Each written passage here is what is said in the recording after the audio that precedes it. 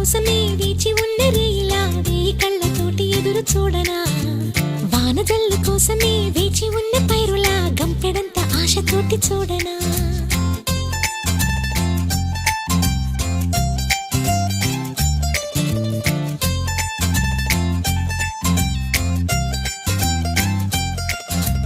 జోల పాట కోసం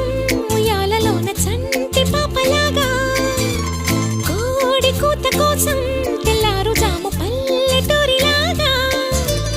ఆగనే లేనుగా చెప్పవా నేరుగా గుండెలో ఉన్న మాట